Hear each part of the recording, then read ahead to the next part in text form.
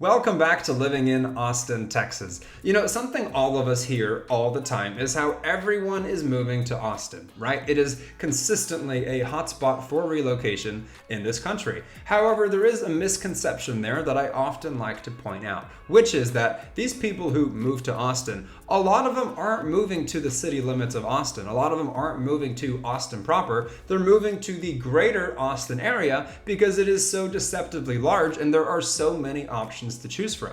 If you're looking south, you've got, for example, Buda, San Marcos, Stripping Springs. If you're looking north, you've got, for example, Cedar Park, Leander, Round Rock. All of these options that vary in different ways. And one of them has been increasing in popularity, especially recently. Year to year, it is becoming more and more of its own hotspot. That place is none other than Georgetown, Texas. And if you're watching this video, it is because I assume you are interested in Georgetown, Texas. And so the goal of this video is to talk about Georgetown, go over the basics, and help you arrive at your own conclusion as to whether or not it might be right for you.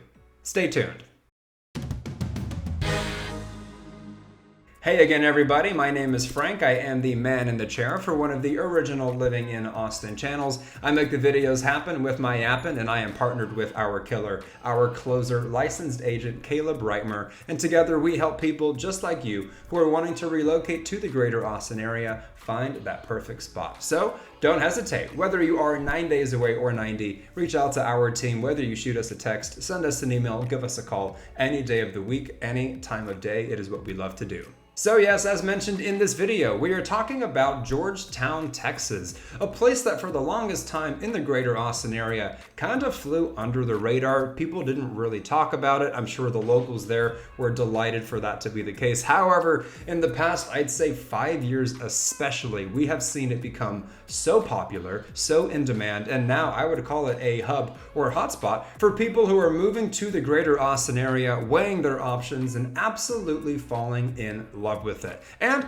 rightfully so for many reasons. However, for other reasons, perhaps not. But that is the point of this video, going over the cliff notes, if you will, of Georgetown, a broad generalized summary to help you arrive at your own conclusion as to whether or not it might be the right place for you. So let's waste no more time and get right to it. For starters, let's talk about the location of Georgetown, Texas, which in my opinion is something I've always felt is the catch of Georgetown, or at least one of the catches. So I thought, why not get it out of the way at the start of the video so that you know. Georgetown, Texas, on average, is going to be about 35 to 40 minutes from the heart of downtown Austin. Now, for some of you who might be coming from New York or San Francisco or Los Angeles, and you are used to commutes of an hour or two, that might seem like a lovely commute for you, right? However, in the context of Austin, right, or the greater Austin area, you are absolutely going to have other options that are considerably closer to downtown Austin should you need to commute, or even if you just want to dabble there frequently recreationally, right? Pflugerville, for example, is going to be closer. Cedar Park, which is still 20 minutes away, is going to be closer than 45, right? So just keep that in mind with Georgetown. It is kind of like its own bubble out there removed from the city, and if traffic is really bad, then that 45 minutes can look like an hour. However, I also wrote down 35 to 40, right? Because Georgetown is quite large, perhaps not as large as Round Rock, but you can be, say, in the south part of Georgetown, say closer to Round Rock at a time perhaps when there's no traffic, then you could absolutely get downtown in maybe a half hour, right? It is circumstantial in that way. Lastly, on the subject of location, I should also mention the proximity from Georgetown to that North Austin tech hub. The reason I feel this is relevant is because so many of the people who are relocating to Austin all the time do so for tech and that booming industry that we have here. And a lot of them don't necessarily work in tech downtown, though a lot of them do. A lot of them are also in that North Austin tech hub, say Apple, for example. So that distance from Georgetown is going to be roughly 20 to 25 minutes, which in my opinion is definitely more reasonable. So that's just something to keep in mind. If you're going to be living in Georgetown, I will talk about, yes, how great it is, but you should know off the bat that it is a bit far removed from everything else in that greater Austin area. Up next, let's talk about the things to do in Georgetown, Texas. In my opinion, this is perhaps the strongest attribute that Georgetown has going for it. And it's interesting though, because one could easily argue, for example, Round Rock has more to offer in this department, because Round Rock is the hub of all hubs in the greater Austin area that is not downtown Austin, right? Round Rock is absolutely massive, and its plethora of things to do will follow suit. However, Georgetown has a certain charm to it. It's kind of like its own bubble or its own alternate reality removed from everything else. Because if you're talking about Round Rock, Leander, Cedar Park, just for example, those places will definitely feel more like typical suburbia. You've got great schools, you've got great grocery stores, you've got great shopping, at least in terms of big box, big brand places, chain restaurants, that kind of thing. Georgetown is kind of this old, historic, quaint, attractive place that I've heard compared to a town in Gilmore Girls or Ghost Whisperer. I've never seen Gilmore Girls, so I can't really verify that, but it just has that vibe to it. It's the best way I can try to articulate it, and it keeps pulling me back. I really do love, subjectively speaking, spending my time in Georgetown. I would say more than any other place in the greater Austin area, perhaps aside from downtown Austin itself, right? So in terms of things to do, the number one attraction for Georgetown, in my opinion, is the Georgetown Square, right? It is in the heart of downtown Georgetown. It is centered around the courthouse. It is quite literally a square, and it's full of boutique shops and little eateries and bars and taco places and hot sauce shops and antique stores, or a leather store that sells leather boots that are just made locally and things like that that are really fun. A lot of these places just casually serve alcohol too, and the thing about the town square is you can take your alcohol on the square legally and walk around drinking it. I mean, it really is a fun time, of course, if you want to enjoy a drink, but also to take the family. I mean, for example, at Christmas time, it's like you're in another dimension, another world. They deck it out in all the Christmas lights and decor, and it's beautiful, right?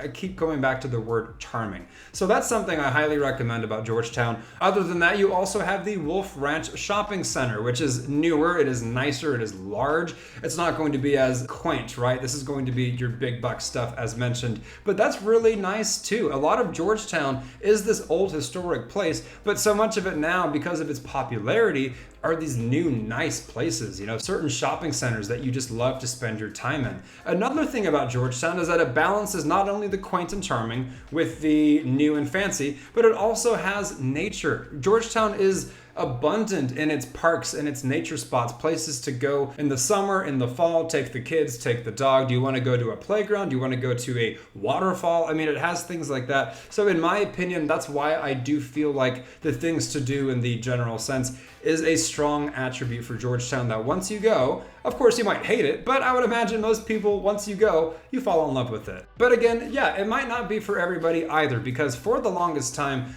Georgetown had that reputation of being that out-of-date place. It's leans conservative. The demographic there is much older. You see more pickup trucks than anything else, right? And that is still the case, and for many people that is exactly what you're looking for, especially when you're comparing it to a place like Austin itself, which is just so different in that regard, right? But a lot of people just might not like it about Georgetown. It might kind of rub them the wrong way. And I think a reason why Georgetown has becoming more popular despite that is because the more people that fall in love with it for the aforementioned reasons move there, and these people are younger, they're from out of state, they're kind of balancing what was once imbalanced with Georgetown, and now it's kind of this cool hub, this hip hub. And if you would have told me that 10 years ago, I just wouldn't have believed you, right? You just can't fathom it with Georgetown. But nonetheless, here we are. So it might be right for you, or it might not. Just keep that in mind. Moving right along, let us now talk about the subject of schools in Georgetown, Texas. And this one's a little interesting, right? Because usually the talk of the greater Austin area in terms of schools would be the Leander Independent School District or the Round Rock Independent School District. You don't hear a lot of talk about Georgetown, not necessarily because it's bad, but because Leander and Round Rock are just that great. I mean, that is a public school thing in Texas itself to begin with. Texas takes their public schools so seriously, but then you have districts like Round Rock and Leander that just take it to the next level and then some on steroids, right? I'm talking about football stadiums that rival college stadiums. I'm talking about brand new state-of-the-art performing arts centers. I'm talking about boosters, funding, resources. These are the things that make Leander and Round Rock so respected and so sought after. So where does Georgetown fit into this equation? Well, Georgetown is also pretty respected. I just don't think it has that reputation of being the cream of the crop in the greater Austin area. A website I like to use for public information is a website called niche.com. It gives all kinds of information, not just about schools, but safety, walkability, all the things you can imagine for any place pretty much in the country that you want to live. And so when I'm talking about schools, I like to pull from niche.com, which ironically grades school districts with a letter score. And according to niche.com, the Georgetown Independent School District gets a letter grade of a B+, which in my many years of using niche.com because of my career is very respectable. Niche.com takes its grading very seriously. There are some districts you'll find in the greater Austin area that is not shy about giving a C- to, right? Or maybe a C+, right? So a B+, according to niche, is very impressive. However, back to the comparison, if we're talking about Leander or Round Rock is going to have a letter grade of an A, and Leander is going to have a letter grade of an A+. So, there are levels to this, right? Does that mean it's dramatically worse? Absolutely not. However, does it mean it's part of that same cream of the crop club? I would say no. At the end of the day, that is something you would have to just decide for yourself after visiting, after touring, after doing further homework. But as of this video and what I'm here to talk about, that is absolutely what I can relay to you. So take it with a grain of salt, yes, but also just be mindful. All right, last but certainly not least, let's talk about the affordability of Georgetown, Texas. As mentioned at the start of this video, a lot of people relocate to the greater Austin area simply because it is a far more affordable option than downtown Austin. I mean, that's becoming a crisis, right? Everybody's talking about it. And I would say Georgetown is, yes, more affordable, obviously, pretty much anything is, than downtown Austin, but it's not going to be among the, what I would call dirt cheap options in the greater Austin area, right? You will have options, say, like Manor or Taylor, for example, or even Pflugerville, where you can find smaller homes that are in the high 2s or the low 3s or the mid 3s, right? You have other places where you can maybe find something in the high 3s or the low 4s. But then when you're talking about places that are very desirable for whatever the reason might be, such as Leander for the schools, Round Rock for the schools, Georgetown just for everything I've talked about, you're going to have median home prices that are in the 400s or closer to $500,000. And that is the case with Georgetown, Texas. It is not outrageously expensive, but don't think it's dirt cheap either, right? The median home price in Georgetown is right around $450,000, which is, if I'm correct, a bit higher than Round Rock, a bit higher than Leander, which is interesting because Round Rock and Leander are so sought after, as mentioned, for the schools.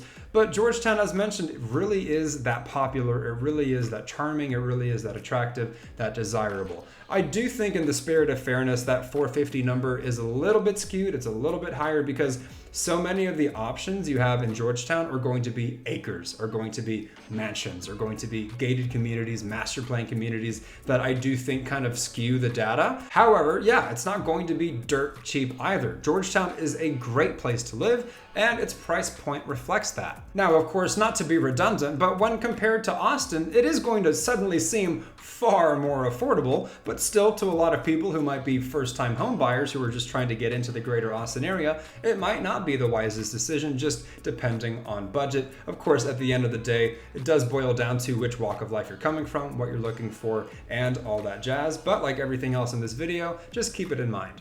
And so there you have it, a general overview, a brief summary, the cliff notes, if you will, of Georgetown, Texas. I could have gone more in depth, but I don't think anybody wants an hour-long video on their hands, so I just stuck with the basics. Hopefully we've been able to help you arrive at your own conclusion as to whether or not Georgetown might be right for you. If it is, perfect, look no further. If it's not, good. That means you have an idea of what you want, an idea of what you're looking for, and again, that is what we are here for, helping people just like you who are wanting to relocate to the greater Austin area find that perfect spot. But the only way we can do that is, yes, by you reaching out to us. So don't hesitate. Whether you are 9 days away or 90, reach out to our team. Whether you shoot us a text, send us an email, give us a call, any day of the week, any time of day. And if you haven't been able to tell right now, on this channel we talk about living in Austin, Texas, the greater Austin area, the good and yes, the bad. So if you haven't already, consider subscribing to the channel and ringing that little bell to get notified anytime we put out a new video. Let us know your thoughts in the comments down below. Click the like button if we've been providing any value for you. Share it with anybody you know who's wanting to learn more about Austin.